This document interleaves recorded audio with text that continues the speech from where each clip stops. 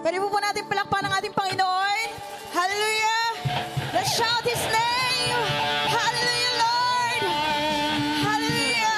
We praise you, Jesus! Come on, come on, come on, come on, church! Hallelujah! Raise your voice! Jesus! Oh, hallelujah! Yes, Lord Jesus. We speak your name in this place, Lord. Hallelujah! Come on, church. Oh, Jesus. We praise you in this place.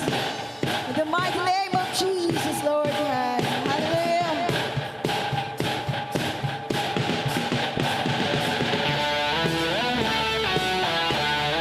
Oh, Jesus.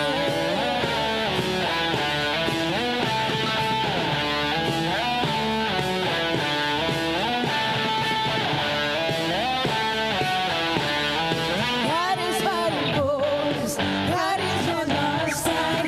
He has overcome. Yes, He has overcome. We will not be shaken. We will not be moved. Jesus, you are here. Oh, oh, oh. Oh, oh. God is fighting for us. God is on our side. He has overcome. Yes, He has overcome. We will not be shaken. We will not be moved. Jesus, you are here. Carrying our burdens. Carrying our burdens. Yes, Lord. Covering our shame. He has overcome. Yes, He has overcome. We will not be shaken. We will not be moved. Jesus, you are here. I will live. I will not die. The resurrection power of Christ alive in me, and I am free in Jesus' name. Minsan pa carrying your burdens. Carrying our burdens, covering our shame. He has overcome. Yes, He has overcome. We will not be shaken. Yes, Lord. We will not be moved. Jesus, you are here. I will live. I will not die. The resurrection power of Christ alive in me, and I am free in Jesus' name. I will live. I will not die. The resurrection power of Christ alive in me, and I am free in Jesus' name. Yes, Lord God. Panginoon, salamat, Panginoon, Lord. Hallelujah. We know, Jesus, we speak your name. We claim healing, we claim power in the mighty name of Jesus. Come on, church. Hallelujah. Shout His name. Shout His name. Hallelujah. We speak blessing upon blessing, Jesus. Oh, hallelujah. God is fighting for us, pushing back the darkness, lighting up the kingdom. Nothing can be shaken. In the name of Jesus, enemy is defeated.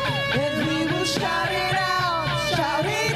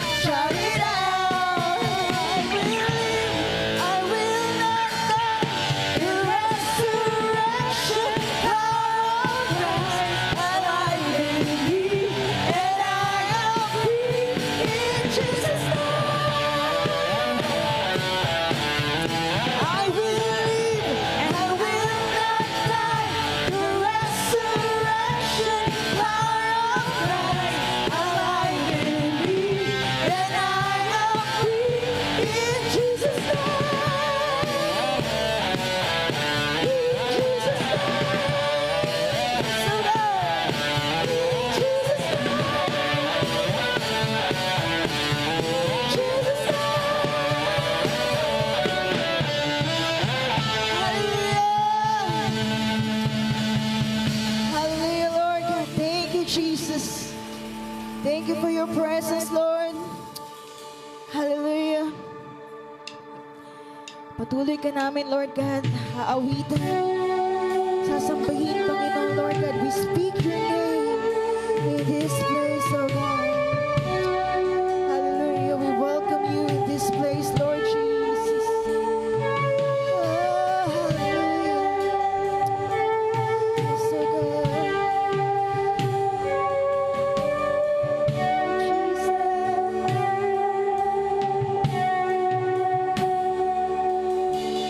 I just want to speak the name of Jesus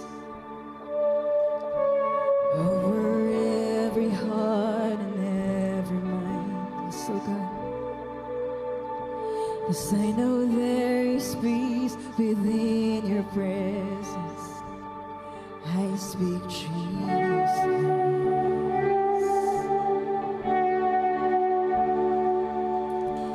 I just want to speak the name of Jesus till every dark addiction starts to break. Yes, oh God.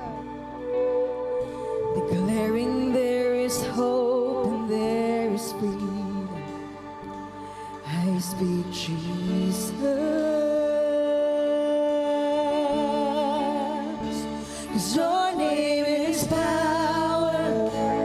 Your name is healing. Your name is life, oh God. Break every stronghold, shine through the shadows, burn like fire.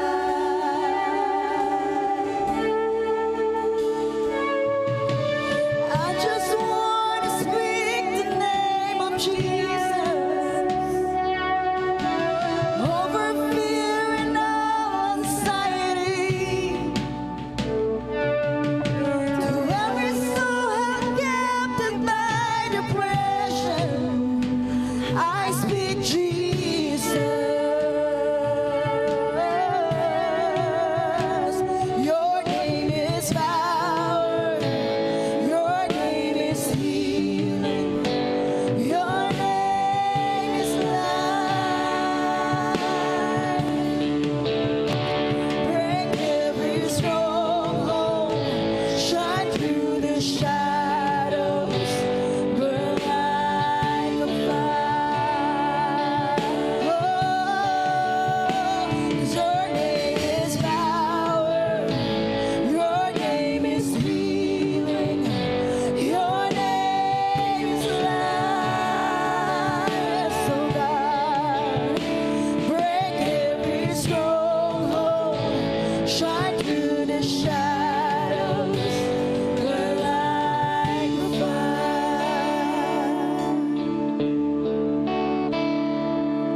Shout Jesus from the mountains, Jesus in the streets, Jesus in the darkness for every enemy. So God, Jesus for my family, we speak the holy name, Jesus. Shout Jesus. Shout Jesus from the mountains, Jesus in the streets, Jesus in the darkness over every enemy. Jesus for my family, I speak the holy name, Jesus.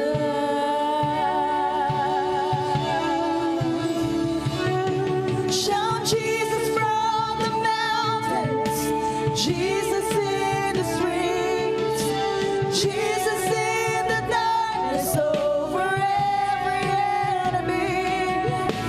Jesus for my family, I speak the holy name, Jesus. Shout Jesus. Shout Jesus from the mountains, Jesus in the streets, Jesus in the darkness over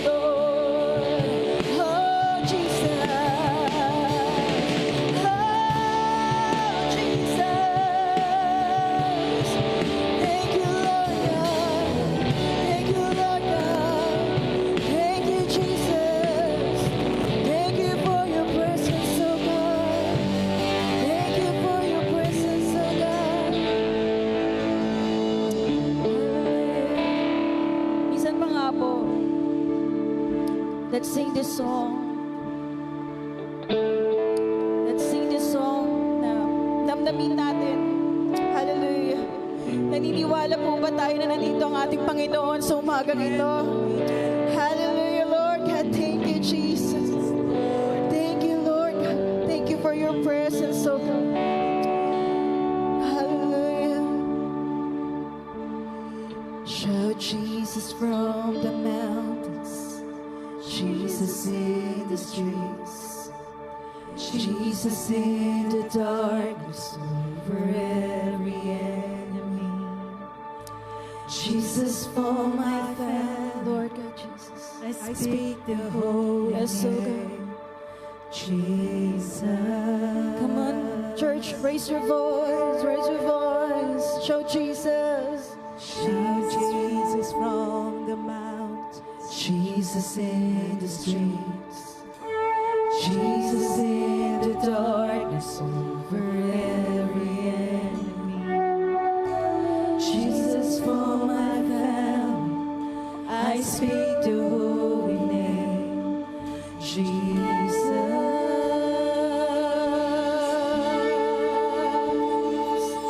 Shout Jesus from the mountains, Jesus in the streets, Jesus in the darkness over every enemy, Jesus for my family, I speak the holy name, Jesus.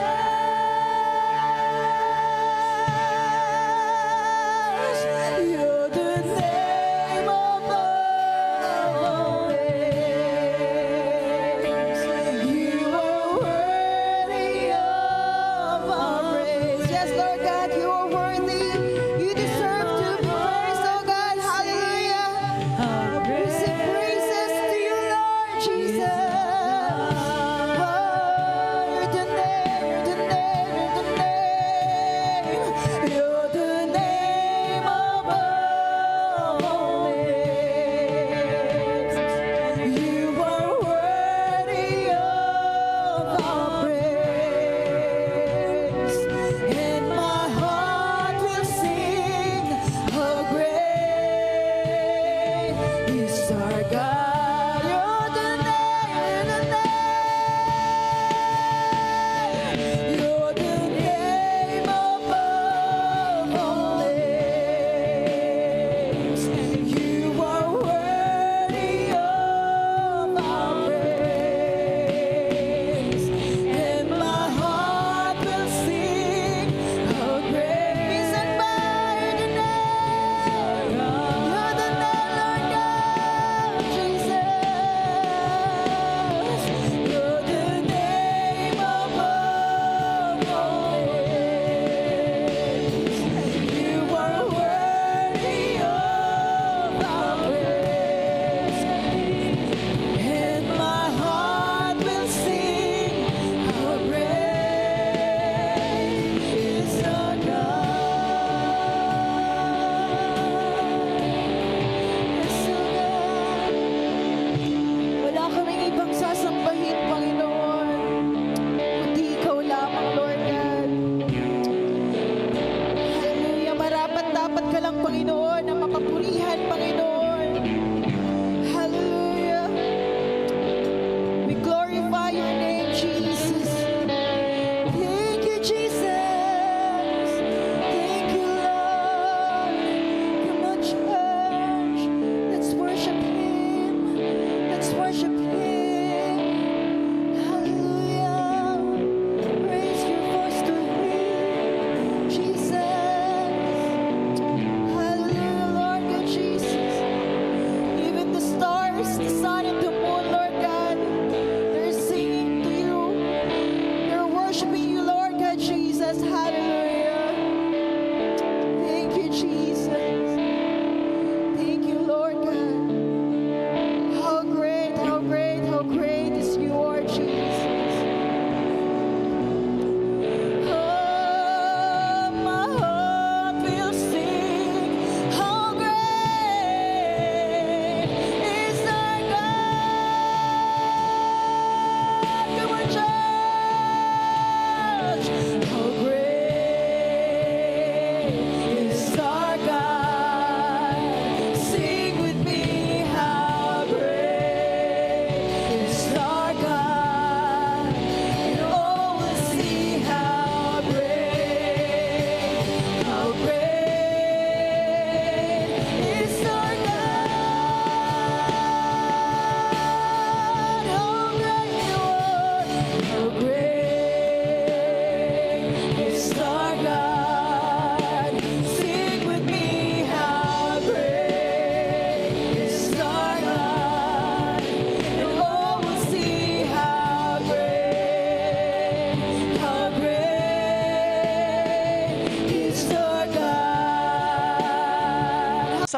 paksang ito ay ating pong tatalakay tayo kung ibahaging mensahe ngayong gabi ay medyo may kabigatan ng konti.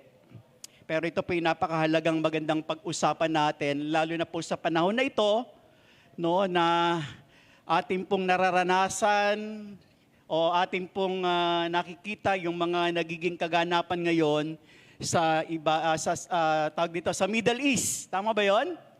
No? And mahalaga na ito po yung ating bigyan ng pansin para tingnan po natin ano kaya ang itinuturo nito para sa hinaharap. No? Tama ba? Kasi hindi naman mangyayari ang mga ganitong kaguluhan sa Middle East kung wala itong kinalaman sa future. Tama ba? Kaya mahalaga na ito'y maintindihan at maunawaan natin. Okay.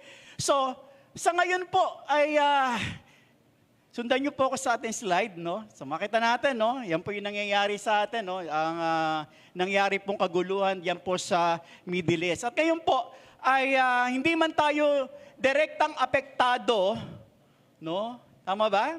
Apektado ba tayo? Hindi tayo direktang apektado ng mga lumilipad na mga missile sa ating mga bubungan. Wala pang bumabagsak na mga missile. Tama ba? Maliban doon sa mga kababayan natin na meron daw tayong halos 2.4 million na mga kababayan na nandiyan po sa lugar na yan, na sila yung naandun sa estado na talagang natatakot sila doon sa kanilang seguridad ng kanilang buhay. Tama po ba? Pero sabi nga natin, hindi man tayo o hindi man direkta tayong nakakaranas ng pambobomba o wala pang bumabagsak na missile sa ating mga bubungan, pero alam natin na apektado ang buong mundo sa nangyayaring kaguluhan dyan sa Middle East. Tama po ba? Dahil po saan? Sa pagtaas ng presyo ng gasolina. Ayan. Nag-usapan namin si Kuya Joe kanina. Nagturo ako sa kanya ng murang gasolina na makukuhanan, magbilan. Sabi ko dyan sa Landers. Pero mamili ka muna bago ka makakuha ng bawas 7 pesos. Ayan. So yun po yung So yun po makikita natin po na napakatindi ng epekto sa buong mundo, hindi lamang po sa Pilipinas, buong mundo, take note, buong mundo apektado ng pagtaas ng krudo o presyo ng gasolina dahil 20% daw ng langis ng buong mundo dumadaan dyan saan? Dyan sa Strait of Hormuz. Diyan po dumadaan. At diyan nagkita si Rhoda at saka si Harley. Daw ba kayo nakita? O dumaan si Harley diyan, nakita sila ni Rhoda. Yan, 20% daw ng langis dumadaan diyan yung barko. Dahil dumadaan diyan sa Strait of Hormuz. Ito ay isang makitid na lagay, yung po may araw, no? May makitid na daan na sa pagitan po ng Oman at Iran. Dahil ito pong lugar na yan ay kontrolado ng Iran, hindi po nakakadaan ang maraming mga barko na maghahatid at magdadala sana ng langis papunta sa Asia, lalo na po sa Asia, kasama na po ang Pilipinas. Dahil nakita natin, no, may nangyari na po na may isang tanker na binomba at isang Pilipino po hanggang ngayon pinaghahanap at hindi nakita dahil po sa nangyaring sakuna diyan po sa lugar na yan ng Strait of Hormuz. Tama ba? Kaya nga ang banta ngayon at kinatatakutan ng buong mundo, yung banta na aabot sa $200 per barrels ang langis. Wow! At alam niyo po ba kapag ito po umabot ng ganyang halaga, ito po ay magdudulot ng malaking epekto sa buong ekonomiya ng buong mundo. Pinag-uusapan po dito, buong mundo. Hindi lang United States, hindi lamang Canada, hindi lamang tawag dito Japan, kundi hindi lamang Pilipinas, buong mundo. At ayon po sa isang Prime Minister na Japan na si Takochi, kapangalan pa lang, takot na siya Takochi. No? Sabi niya, kung magpapatuloy na nakasara ang Strait of Hormuz, 8 hanggang 9 na buwan, take note, 8 hanggang 9 na buwan mula ngayon, the entire Japanese economy will collapse. Paano po kaya ang Pilipinas? Hindi ko po alam kung 50 days na lang o wala nang 50 days ang natitira nating reserba ng langis. Back to work po tayo. Tama ba? Back to work. Dahil maraming mga sasakyan, marahil hindi na po aandar. Sabi nga ni Kuya JR kanina, Pastor, pag umabot ng 90 pataas ang gasolina, hindi na ako bibiyahe. Kaya nga po maganda na po tayo. Dahil pag hindi na bumiyay si JR, maglalakad tayo papuntang simbahan. Oy, layo. Sanay na si Nanay, kala ko si Nanay Linda nagsabi malayo. Sanay na si Nanay Linda naglalakad mula dyan sa estrada papunta rito. Hindi na bago yon. Tayo, bago. Diyos ko po, mga tuhod natin. Paganda-handa na po tayo dyan. Tama po ba? Amen po ba? So saan po ba nag-ugat? Meron pa tayo slide dyan. Saan ba nag-ugat ang malaking kaguluhan na ito? So hindi lamang dahil sa plano ng Iran na burahin sa mapa ang Israel, sinasabi rin na ito'y dahil sa patuloy na pagpuproduce ng Iran ng mga nuclear weapon na para sa Israel, na para sa US, ito ay isang malaking banta sa seguridad. Hindi lamang ng bansang US, hindi lamang ng Israel, kundi seguridad ng buong mundo. Church, pinag-uusapan natin buong mundo. Tama ba? May slide tayo, sabi diyan, para sa kalaman na lahat, mababasa natin sa Bible, no? Merong nakasulat sa Bible, ayan, na ang Israel at ang Iran ay dating magkakampi. Ang Iran po, Bible times po, ang pangalan po niya ay Persia.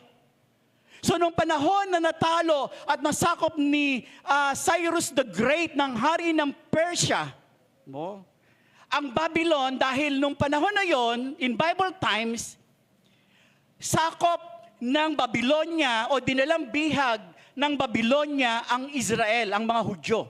Ang mga Hudyo. And nung natalo, no, ni Cyrus the Great ang Babylonia, ito pong si King Cyrus ay gumawa ng kasulatan na pinapayagan na niya na bumalik ang bayan ng Israel sa Jerusalem para itayo ang templo. Dahil yung templo na ginawa ni Solomon, ni Haring Solomon, ay winasak, sinira nung time ng Babylonian Empire.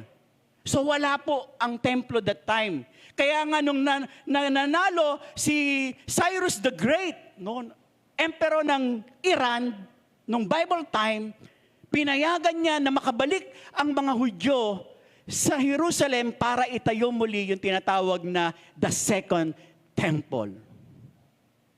Tama po ba? Ibig sabihin, ang Iran at ang Israel during Bible time magkakampi. Amen po ba? Maliwanag po ba yan?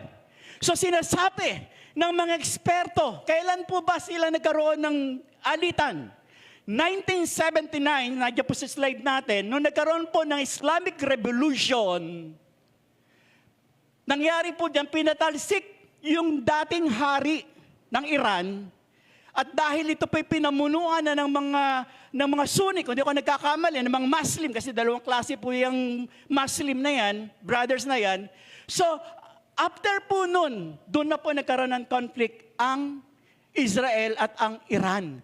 Wala pong direkta, noong time na yan, walang direkta na kinakalaban ng Iran ang Israel, pero ang Iran ay susuporta o tumutulong sa mga kaaway ng Israel, kagaya po ng Hamas at ng Hezbollah. Nasusundan niyo po ba? Sila yung nagsusupport. Wala silang direktang inaaway nilang Israel, pero nagsusupport sila sa mga kaaway ng Israel, kagaya ng mga Hezbollah at Hamas. Kaya nakikita natin yung mga labanan ng Israel at laban sa Hamas at saka ng Hezbollah. Tama po ba? Now, dahil po sa pagkondena ng Israel, sa patuloy na pagpuproduce nito, may slide tayo dyan, pagpuproduce nito ng missile, Dahil sabi nga, para sa kanila, banta ito sa seguridad ng buong mundo. Kaya ang ginawa po nila ng US at saka ng Israel, February 8, 2026, ng nakaraang buwan. Tama ba? Nagpalipad po sila ng mga missiles. Nagsanib puwersa ang US at ang Israel para pa bombahin ang bansang Iran na ikinamatay ng kanilang supreme leader. Sino yon? Si Ayatollah Hossein Khamenei. Amen po ba? Amen po ba? Sinasabi ng mga eksperto na marami ng serye ng pambobomba, pagpapakawala ng bomba ang Israel against Iran. October 26, nasa slide natin, 2024, naglunsad ang Israel ng isa pong missile at airstrike sa mga military site po ng Iran. Ang tinawag po nila itong ano yan? Mabasa natin, Operation Days of Repentance, October 26, 2024. And last year lang, sabi diyan, June 14, 2025, nagkaroon na naman, nagpalitan na naman sila ng mga missiles. At diyan nga po namatay yung ilang mga generals at mga scientists, yung mga gumagawa ng missiles ng Iran. And ito nga po yung lastly nangyayari nitong Pebrero lang, kahapon lang, isang buwan lang. No? Ang tinawag po nilang itong Operation Lion's Roar. Amen po ba? Nasabi nga natin na siyang naging dahilan ng kamatayan ng kanilang supreme leader. Pinakamataas na pinuno ng Iran napatay nung panahon na binomba nila noong February 28, this year. Amen po ba? Amen. So ano po nangyari? Natapos na ba? Tumigil ba ang Iran? No. Dahil wala pang isang oras ay nagpakawala ng missile ang Iran kung saan hindi lamang Israel ang tinarget. Tinarget alin? Tinarget ang Bahrain, tinarget ang UAE, tinarget ang Kuwait, ang Oman. Wow! At ang Israel, maliban sa Saudi Arabia. Pero itong mga nasa rehiyon na to, malapit sa Iran, tinarget ng Iran.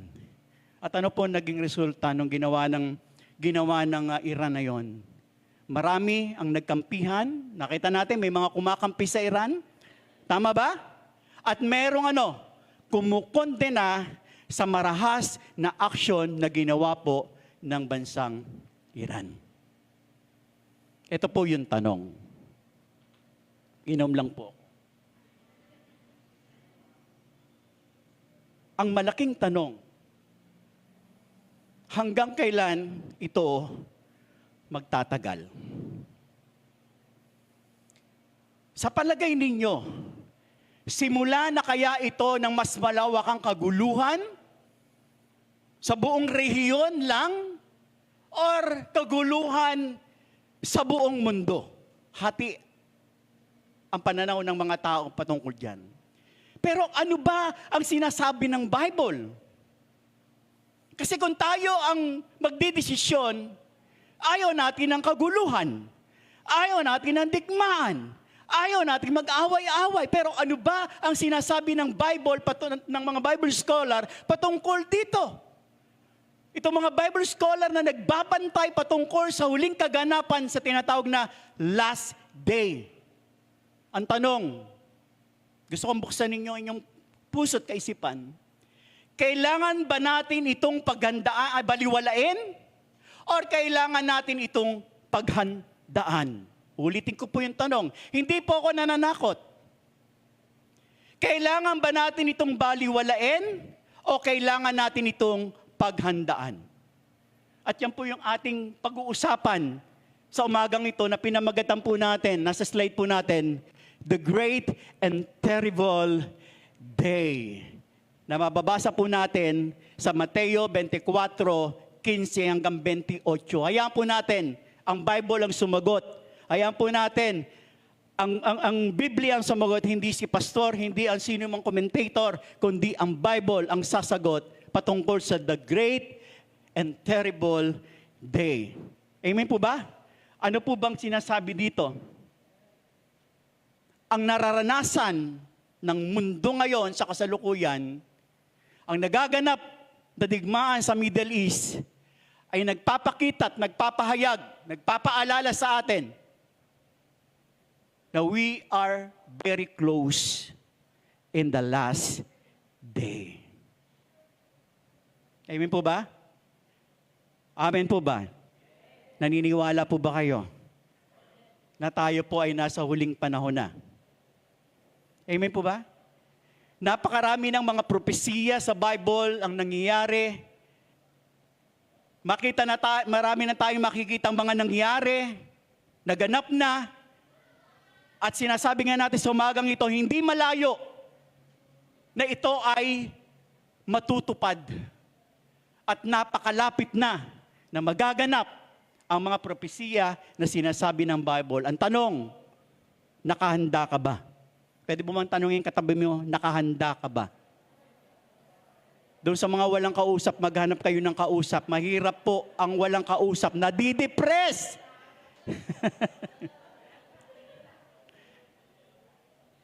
The great and terrible day ay mangyayari, church, listen to this.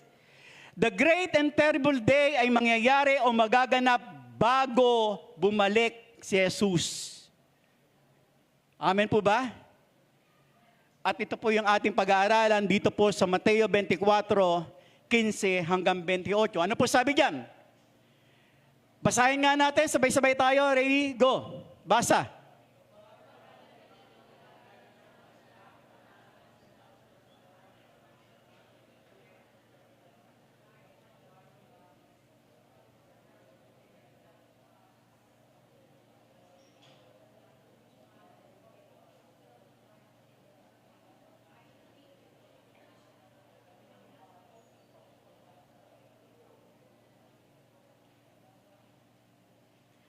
Sa mga araw na yon, kawawa ang mga nagdadalang tao, mga nagpapasuso. Ipanalangin ninyo na ang inyong pagtakas ay huwag mapataon ng taglamig o araw ng pamamahinga sapagkat ang araw na iyon, ang mga tao ay magdaranas ng matinding kapigatiang hindi pa nararanasan mula ng likhain ng sanlibutan hanggang ngayon at hindi na mararanasan pa kahit kailan. At kung hindi pinaikli ng Diyos ang mga araw na iyon, walang taong maliligtas, ngunit alang-alang sa mga hinihirang, paikli ng Diyos ang mga araw na iyon. Basa.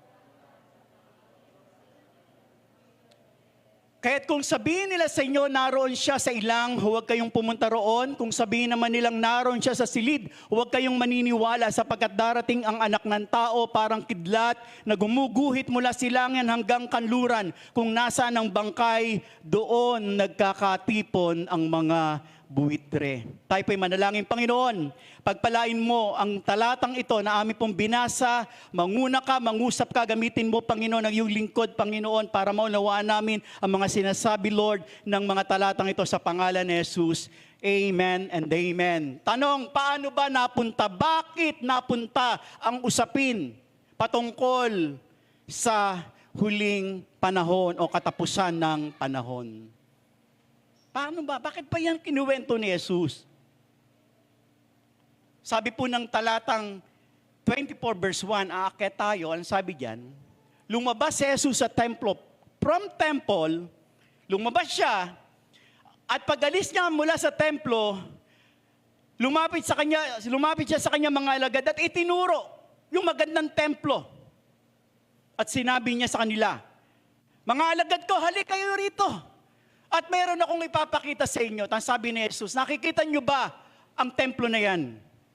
Tandaan ninyo, sabi ni Jesus sa mga disciple niya, darating ang araw na walang matitirang bato sa ibabaw ng isa pang bato. Lahat ay iguguho. Kung kayo yung makakarinig ng ganong mensahe, mukhang magbubukas yung hasang ninyo, parang, Ha? Mukhang interesting yung kwento patungkol sa pagguho ng bato o paggawasak ng templo. Kaya ang ginawa ng mga disciple ay nilapitan niya si Jesus, at tinanong, no? Habang si Jesus ay nakaupo doon sa bundok ng Olibo, ay palihim na tinanong ng mga alagad si Jesus, sabi nila ng mga disciple, Guro, mukhang very interesting po yung kwento ninyo patungkol na sabi nyo darating ang araw na babagsak ang templo o mawawasak ang templo. Ang tanong po namin, kailan po ito mangyayari? Ano po yung mga palatandaan? Mahalaga po ba yon? No? Na malaman mo kung ano yung kailan mangyayari, importante yon.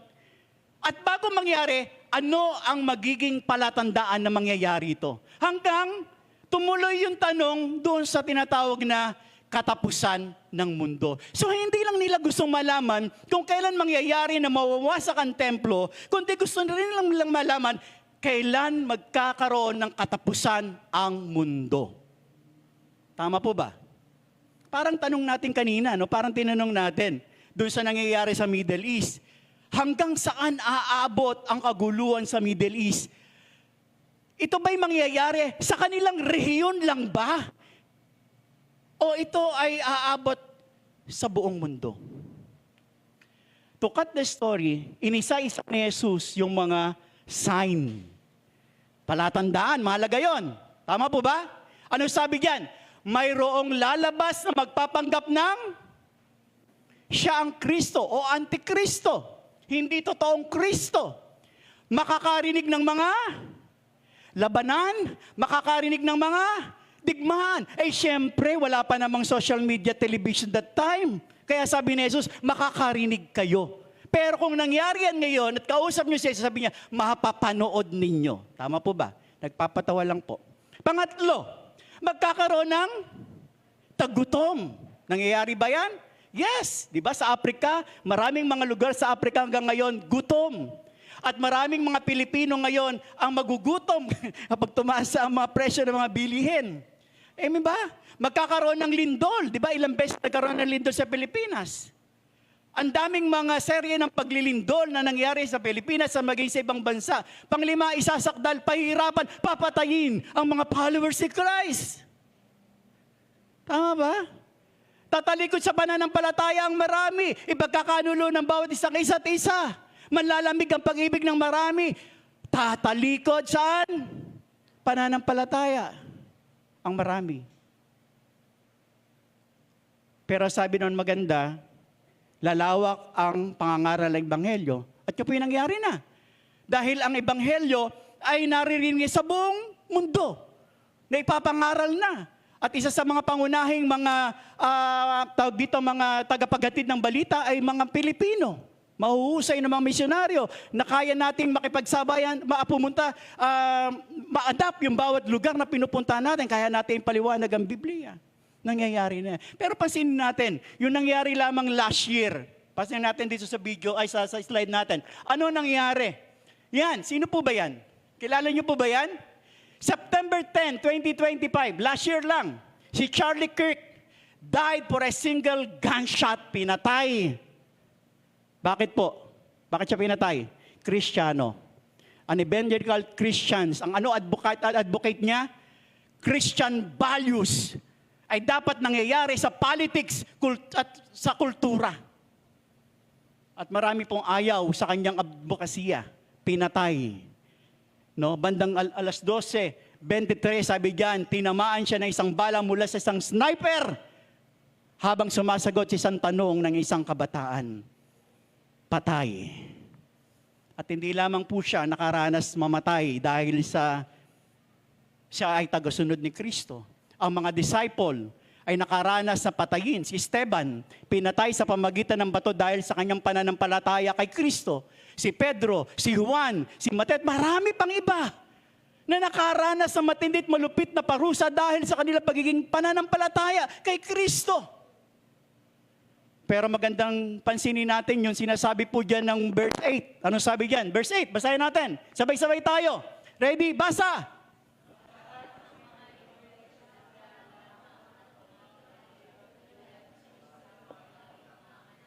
Pasimula pa lang.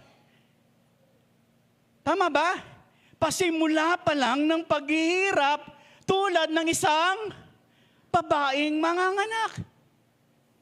Amin po ba? Mga magulang at kapatid, pansinin po ninyo itong next slide natin. Sinasabi ni Jesus, naguguho ang templo at ito po ay nangyari noong 70 AD. Makita natin, no? Yung sinabi ni Jesus, nakikita nyo ba mga alagad ko, ang templo na yan ay babagsak at guguho sa kapwa bato, walang matitira. At yan po ay nangyari noong 70 AD.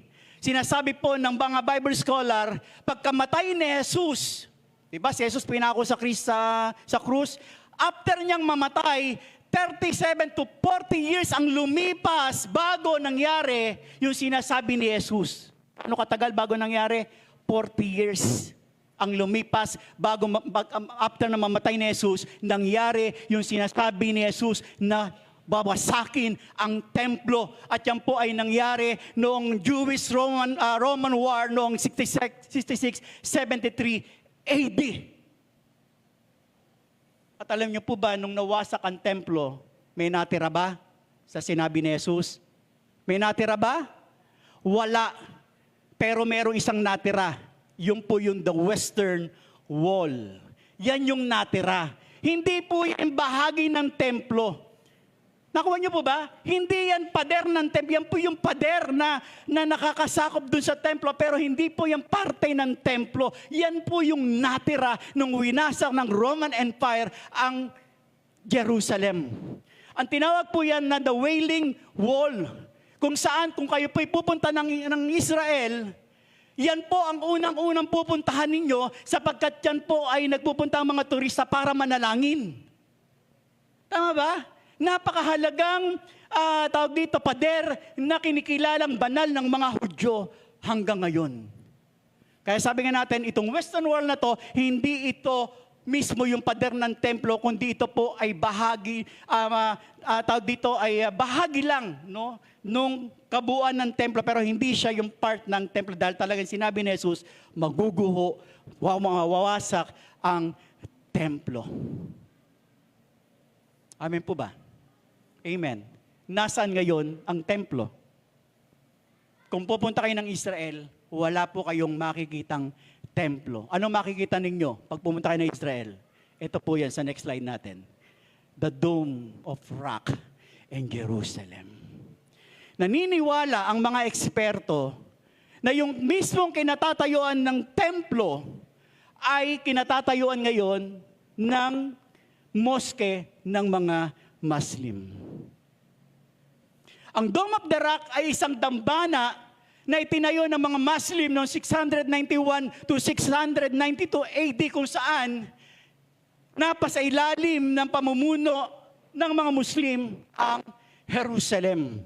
At nung sila ang naghahari dyan sa Israel, yun po yung pagkakataon na nagtayo po sila ng mosque na tinawag po lang the Dome of the Rock. Doon mismo sa kinatatayuan ng dating templo.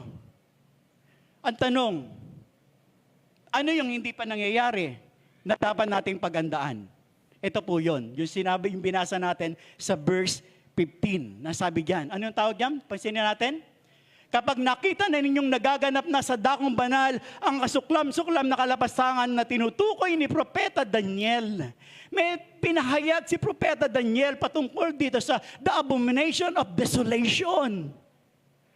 Na magkakaroon ng gagawin po ay papasok po ang Antikristo sa templo at ito ay kanyang lalapastanganin. Ang hirap ng Tagalog, nawawala na ang boses ko. Tama ba? Lalapastanganin ng Antikristo ang templo. At sinasabi niyan, kapag nakita ninyong nagaganap sa dakong banal ang kasuklang-suklam na ito, unawain ninyo. Yun po yung pakiusap ni Jesus. Unawain ninyo. Balik-balikan ninyo ang sinabi ni Propeta Daniel Sapagkat yung sinabi ni Propeta Daniel ay napakalaking bagay para maintindihan natin na may kinalaman ito sa huling panahon. Na kapag nangyari na yung abomination of desolation, nakikita ninyo na nagaganap sa templo, ito na ang pasinmula ng panibagong panahon, ang tinatawag na matinding kapighatian or the Great Tribulation. Na sinasabi rin ni Pablo sa 2 Thessalonians na sinasabi niya, ang paglapastangan sa templo ay mangyayari kapag ang Antikristo ay pumasok sa templo at sasabihin na siya ay Diyos. Kailan mangyayari yung abomination of desolation? Kapag ang Antikristo, yung hindi tunay na Kristo, papasok sa templo, lalapastanganin ng templo at sasabihin niya, ako ang Diyos. Ako ay namatay. Sabi niya, ipatitigil niya ang paghahandog. No? Ipatitigil ang paghahandog. Parang, di ba matagal nang walang paghahandog? Hello? Tama ba? Matagal nang walang templo, pero bakit binabanggit? Balikan niyo, unawain niyo sinabi ni Daniel, na papasok ang Antikristo sa templo, ipagbabawal ang paghahandog at sasabihin niya, ako, ang kamatayan ko ay sabat na at ako ang Diyos na dapat ninyong sambahin. Yun po yung malaking tanong at palaisipan. Winasak ang templo ng mga Romano, 70 AD. Pagkatapos sinabi ni Jesus, abangan ninyo ang mangyayari, yung paglapastangan sa templo. Nasaan ang templo? Asan ang paghahandog? Wala. Sa huling panahon, napakahalaga ng presensya ng templo. Ulitin ko po, pakinggan niyo po. Napakahalaga ng presensya ng templo sa huling panahon. Na kaya nga sinasabi ni Jesus, unawain ninyo, paulit-ulit, balikan ninyo, basahin ninyo sinasabi ni Propeta Daniel, sapagkat yun ay may kinalaman sa huling panahon. Ano po ang dapat nating tandaan, bantayan sa panahong ito? Mula sa araw na to, na nangyayari ang gera sa Middle East, ang pagtatayo ng ikatlong templo sa Jerusalem. The rebuilding of the third temple. Pastor, saan itatayo? Kinatatayuan nga ng the Dome of the Rock. Saan itatayo ang templo? Napag-usapan na po yan. Napagplanuhan na yan. Actually, may plano na yan. Ha? May plano na yan. Ang ganda ng plano dyan kung paano mangyayari. Kasi hindi pwedeng wasakin ng Israel yan, bombahin, at bagsakan ng ano. Magkakaroon ng malaking kaguluhan against Muslim brothers. Napakasagrado sa mga Muslim yan. At kapag winasak mo yan, ay patay kang bata ka. Hindi nila pwedeng wasakin. Ibig sabihin, mananatili ang the Dome of the Rock, at the same time, itatayo ang ikatlong templo. Sino po gumagawa niyan? Pasinin natin. The Temple Institute at ang mga Sanhedrin, ang isa sa pinaka-kilalang grupo na naghahanda sa pagtatayo ng Third Temple. Kailan sinimulan? 1980 pa lang. Sinisimulan na, pinagpaplanuhan na ang pagtatayo ng ikatlong templo na pinamumunuan nitong rabbi na to, na si Israel Ariel. 1987, sinimulan na nila ng paghahanda. Inumpisa nila sa mga kagamitan ng templo. Kagaya po ng menorah, na mga temple tools na ginagamit diyan sa paghahandog. Kasuotan ng mga pare, yung breastplate. May breastplate po ang mga pare na sinusuot na mayroon 12 bato. Inihahanda po yan. Nagpe-prepare na rin sila kung paano maghahandog, pagpatay ng hayop, yung mga paraan, kung saan-saan pa. Pinaghahanda na yan. Naganda na rin sila ng mga awit. No? Para kung sakaling maitayo ang ikatlong templo, kasado na. Meron ng mga temple tools na magagamit sa tinatawag na paghahandog. Noong September 15, 2022, pansinin natin. Next slide. Noong September 15, 2022, 5 pulang baka ang dala from Texas to Israel. USA. Ang pulang bakas, ayon po sa aklat ng Numbers, ay napakahalagang ginagamit na ritual sa tinatawag na purification bago itayo ang templo. Tama ba yun? Sinasabi na kailangan dumaan sa matinding proseso o pagsusuri ang 5 bakang ito, itong red heifers na ito na tinatawag. At alam niyo po ba, 2 sa 5 baka ang hindi po nakapasa. Bakit? Dahil nakitaan ng 2 puting buhok. Ako, ang dami ko ng puting buhok. Muntik na akong ma-reject. Malapit-lapit na. Ito, 2 puting buhok na reject. Ay Lord, thank you Lord. Hindi mo ako ni-reject. Johnny, muntik ka nang ma-reject. Ang dami mo rin puting buhok. Na-reject. Dahil lang sa 2 puting buhok. Kailangan pulang-pula lahat. At kailangan po ay walang sugat, walang peklat, malinis ang balat. Kailangan ang edad 2 hanggang 3 taon bago gamitin sa tinatawag na purification. Ilan ang naging kandidato? 3 baka lang ang naging kandidato. Inihahanda, church, inihahanda para sa pagtatayo ng 3 templo. Anong implication nito ngayon? Bakit kung kinukwenta yung pastor? Wala naman kami pakialam dyan. Ito po yun. Makikita natin na pareho ang pattern ng mga palatandaan bago wasakin ng templo noong 70 AD. Open your mind. Ulitin ko po. Pareho ang pattern ng mga palatandaan bago wasakin ang templo noong 70 AD. Nung winasak ng mga sundalong Romano ang Jerusalem. At doon sa palatandaan na nakikita natin ngayon, hello, bago dumating ang ating Panginoong Jesus. Same pattern ng mga signs, mga palatandaan. Bago dumating yung tinatawag na the Great Tribulation. Pangalawa, ang mga kaganapan ngayon sa Middle East, itong tension na nararanasan ngayon dyan sa lugar na yan between Israel, US, and Iran, na binabanggit ni Jesus na sinasabi niya na ito ay mga unang palatandaan pa lang. Unang paghihirap pa lang. May slide tayo dyan. Meron ba? Unang paghihirap pa lang. Bago dumating ang pinakamalaking kapahamakan. Yun yung sinasabi po ng Mateo 24 verse 8. Ang linaw. Ang lahat ng ito na nararanasan natin, yung pandemya, kasama yan. Lindol, kasama yan. Gutom, kasama yan. Digmaan, kasama yan. Ang sabi diyan, simula pa lang. Hindi pa yan yung the Great Tribulation. Meron pang higit na darating na matinding kahirapan. Kapatid, open your heart. Hindi po ako nagsasalita ng wala lang. Gusto kong maintindihan. Dahil nung inaaral ko ito, umiiyak ako. Antindi, nangiyak ko dito. Bago dumating ang mas malaking kapamakan, yung lahat ng nararanasan natin, pasimula pa lang. Ang linaw na sinasabi. Inilan tulad ni Jesus, ito sa isang babaeng nanganganak.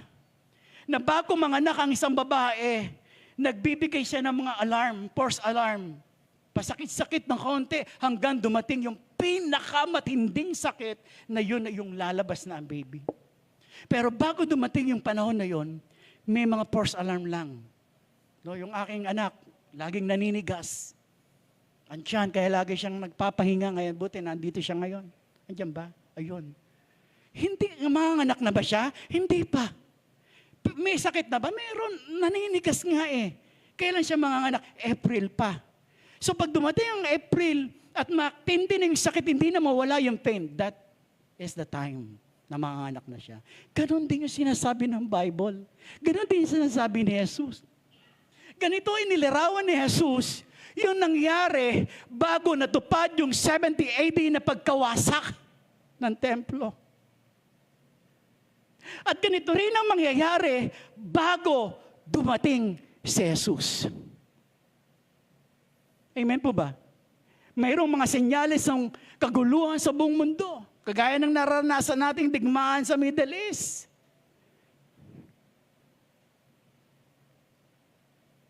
Ang lahat ng mga nakikita natin na ito, lahat ng mga bagay na nangyayari sa mundong ito, ay mangyayari uti-uti. Palala ng palala, palala ng palala, hanggang dumating at sumapit ang matinding kapigatian or the Great Tribulation. Amen? Ano ba yung Great Tribulation? Anong paliwanag ni Jesus? Hindi pa nararanasan kahit kailan. At hindi na muling mararanasan. Amen po ba? Yung digmaan sa Middle East, paulit-ulit yan eh. Yung lindol na naranasan natin, paulit-ulit lang yan, iba-iba lang lokasyon. Pero yung sinasabing the Great Tribulation, hindi pa nararanasan ng mundo kahit kailan at hindi na muling mararanasan kapag ito ay nangyari na. Sabi ng 21, next slide natin, sapagkat sa mga araw na yon, ang mga tao ay magdaranas sa matinding kapigitiang hindi pa nararanasan mula noon ng likhain ng sanlibutan hanggang ngayon at hindi na mararanasan pa kahit kailan. At kung hindi pinaikli ng Diyos ang mga araw na yon, walang maligtas. Ngunit alang-alang sa mga hinirang, sabi diyan, paikli ng Diyos ang araw na yon. Meaning, mga magulang at kapatid, itong nararanasan ating digmaan sa Middle East, pasimula pa lang. Ibig sabihin, meron pa tayong inaantay na the one big time event before Christ coming. At walang iba kundi the Great Tribulation. Amen? Pwede ba natin palakpakan ng ating Panginoon? Mga kapatid, kung aabutan nyo ang araw na yon,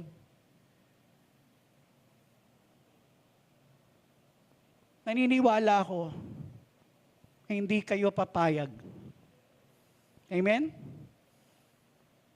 Dahil ito pa nga lang, pagtaas pa lang ng gasolina, umaaray na tayo. Great Tribulation pa. Di ba? Apektado tayo.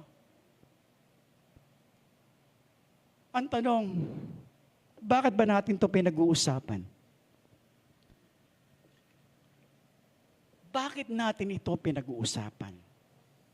Bakit mahalagang maintindihan natin ito? Mga magulang kapatid. Kung bakit mahalaga na maintindihan natin ito, maunawaan, ay para bigyan tayo ng babala na napakalapit na natin sa huling panahon. Amen po ba? Amen? At kailangan natin itong, next slide, paghandaan. Kailangan natin itong paghandaan. Ibig sabihin, ngayong nakikita natin itong mga nangyayari sa mundo, ito na yung panahon para ano? Sabihin mo sa katabi mo, magseryoso ka na. Amen? Hindi ibig sabihin tayo lahat ay nasa simbahan, ay seryoso tayo. No! Dahil maraming mga Kristiyano kahit nasa loob ng simbahan, hindi pa rin seryoso. Tingnan nga yung katabi nyo kung seryoso ba yan.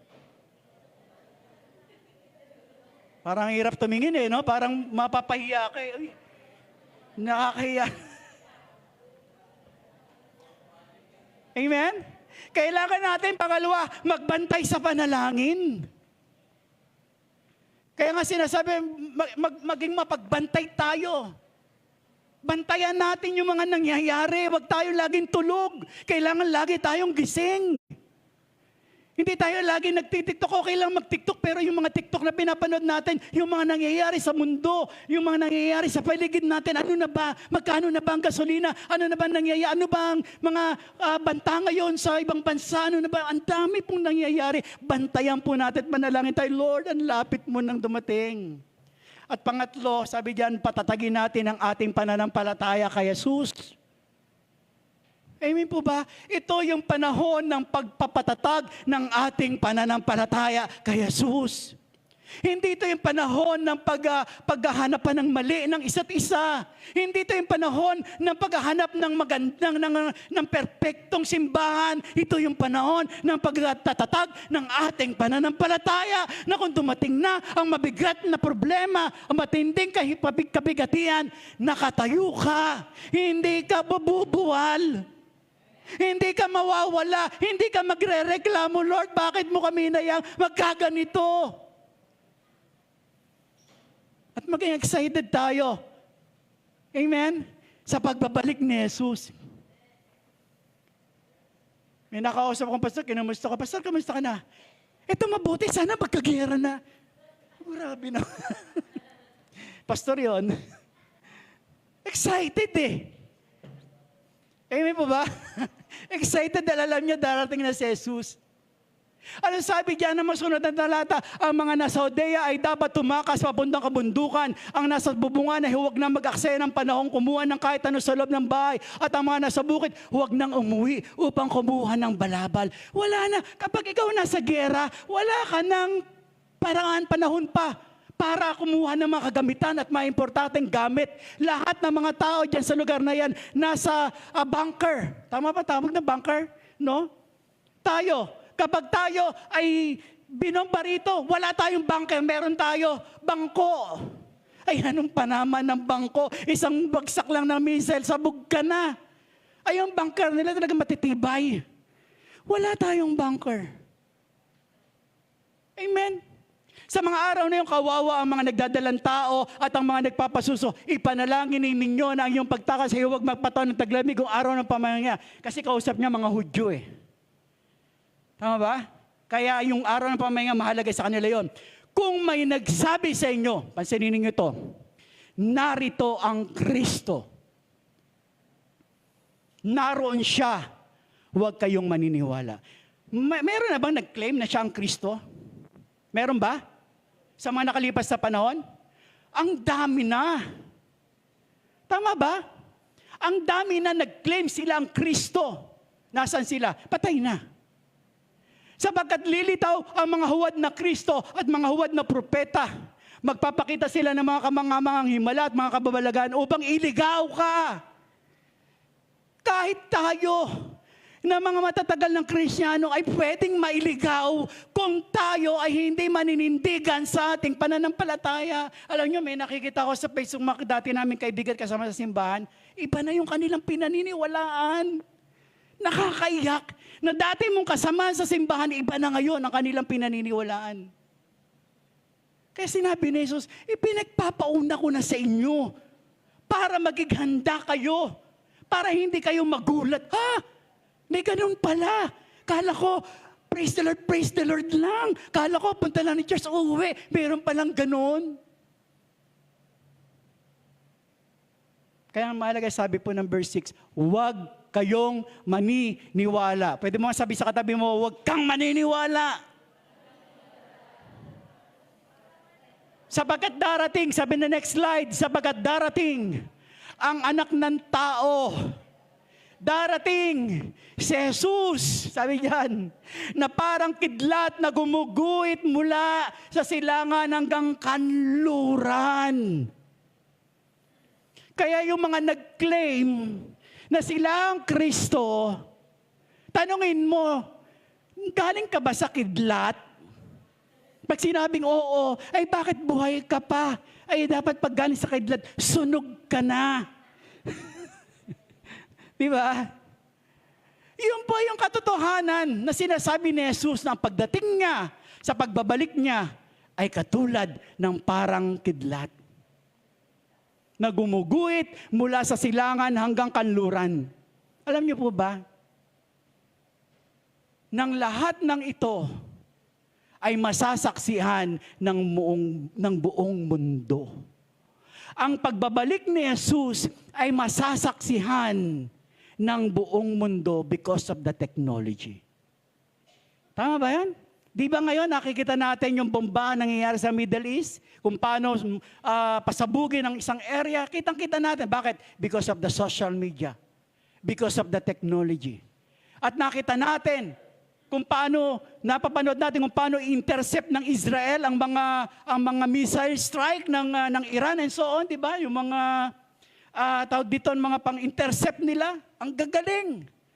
Yung mga piloto ng US, ang gagaling, nagpapasirkel-sirkel pa. Sabi ko, sana ganun din ako. Kaya ko din yun. Bakit tayo namamangha? Kita natin, napapanood natin because of the technology. Yun po yung nagagawa ng technology.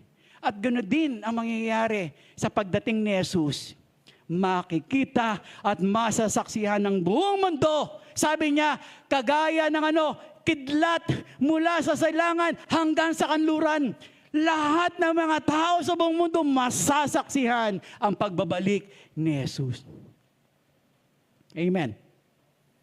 Pero ito yung nakakalungkot na mangyayari. Ayon sa mga eschatology, sa halip na i-welcome ng mundo, ng tao, ang pagdating ni Jesus, mga missiles ang isasalubong ng mga tao sa pagbabalik ni Jesus. Next slide natin.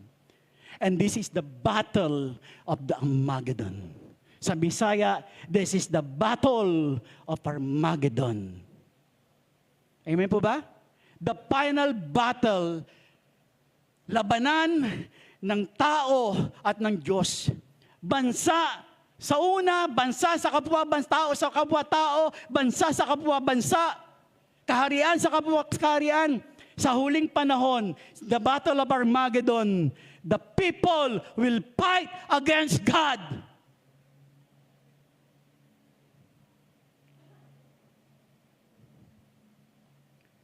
The battle of Armageddon, ayon sa mga Bible scholar, ay huling labanan kung saan dito magtatapos ang paghahari ng kasamaan. Dahil sa araw na yan, magtatagumpay ang Diyos laban sa kasamaan. Hallelujah!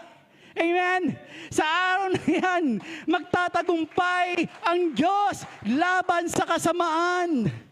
Ang sabi ng Revelation chapter 16 verse 16, pahayagan, sabi diyan, ang mga hari ay tinipon ng mga espiritu sa lugar na tinatawag na wikang Hebreo na Armageddon. Ibig sabihin, ang mga propesiya na dito sa lugar na yan ay magsasanib puwersa ang lahat ng mga kaharian, ang lahat ng mga leader para kalabanin ng Diyos.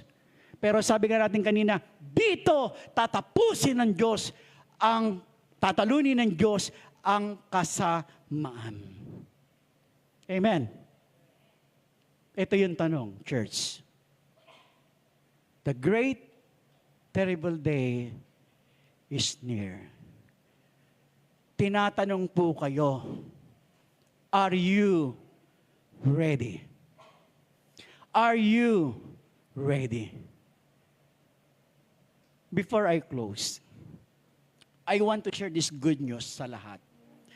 Bago mangyari itong tinatawag na the Great Tribulation o the Great and Terrible Day, sabi ng Thessalonians chapter 2 verses 1 to 8, mga kapatid, tungkol naman sa pagbabalik ng ating Panginoong Jesus at sa pagtitipon sa atin upang makapiling yan, nakikiusap kami sa inyo na huwag agad magugulo ang inyong isipan o mababahala kung mabalitaan ninyong dumating ng araw ng Panginoon. Huwag kayong maniniwala kahit sabihin lang iyon ang pangangaral o pahayag o isinulat namin. Verse 3, huwag kayong magpapadaya kaniniman sa anumang paraan.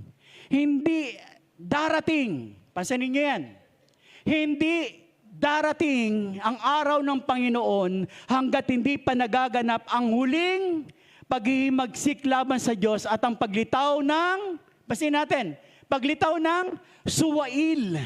Itataas niya ang kanyang sarili at kakalabanin ang lahat ng kinikilalang Diyos at sinasamba ng mga tao. Uupo siya sa templo ng Diyos at magpapakilalang siya ang Diyos. Ano po sinasabi rito? Sa verse 5, hindi ba ninyo natatandaan, sinabi ko na ito noon pa man, kasama pa ninyo ako, hindi pa nga lamang nangyayari ito.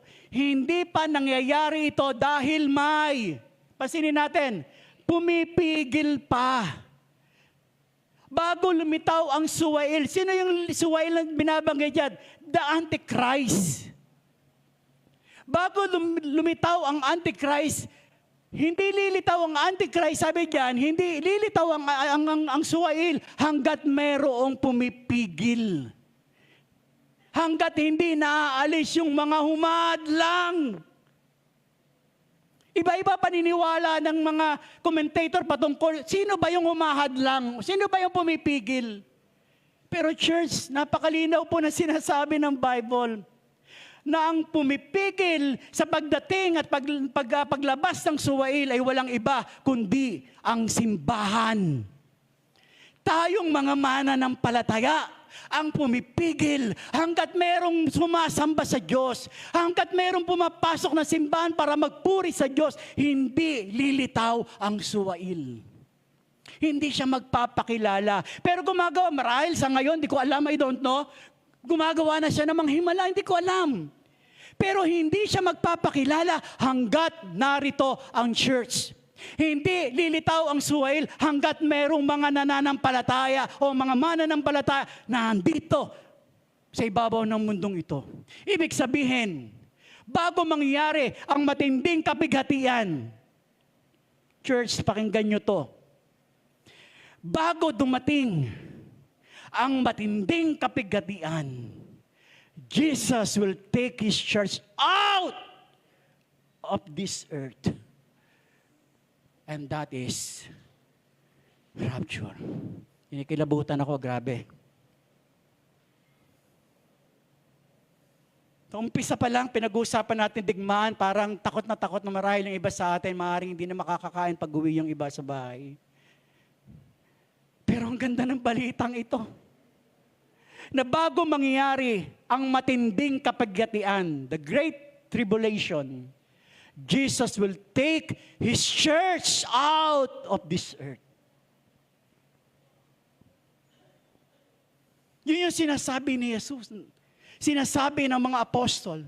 Sabi ni Pablo, ito yung ipinapaliwanag namin sa inyo, sabi ni Pablo, tayo mga nabubuhay pa na natitirang buhay hanggang ngayon, hanggang sa pagparito ng Panginoon na hindi mauuna sa mga namatay. Sa araw na yon, maririnig ang tunog ng trumpeta ng Diyos. At ang Panginoon mismo ang bababa mula sa langit na sumisigaw at ang mga namatay na sumasampalataya kay Kristo. Ulitin ko, ang mga namatay, yung mga mahal natin sa buhay, na namatay na nauna sa atin, na sumasampalataya kay Kristo, ang unang bubuhayin. 17, pagkatapos, nabuhayin lahat ng mga mananampalataya, namatay na. Tayong mga buhay pa, tayo na makakasaksi, sabi diyan, ay titipunin sa alapap kasama ng mga binuhay upang, take note, salubungin sa himpapawid ang ating Panginoon. Sa gayon, makakapiling natin, makakasama natin habang panahon ang ating Panginoon. Sa English, sinasabi diyan, we who are still alive and remain on the earth will be caught up in the clouds to meet the Lord in the air. The word caught up, salitang Grego ay harpaso, na ibig sabihin ay aagawin, kukunin ng biglaan, iaangat ng mabilis ang lahat ng mga nananampalataya kay Kristo upang salubungin si Jesus sa alapaap.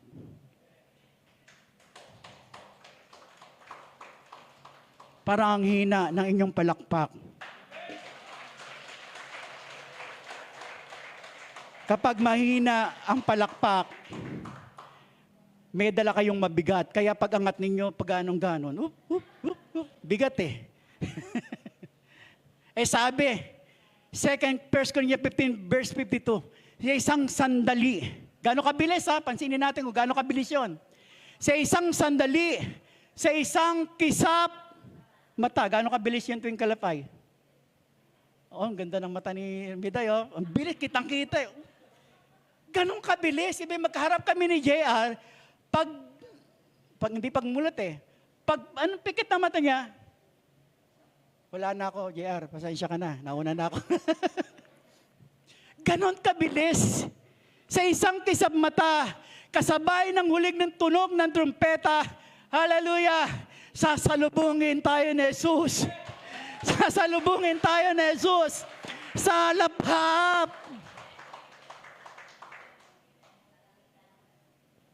Kaya ito po ang malaking tanong. Jesus is coming. Are you prepared? Jesus is coming. Are you prepared? Tanungin mo yung katabi mo, nakahanda ka na ba? Pastor, pag-asawahin mo muna ako.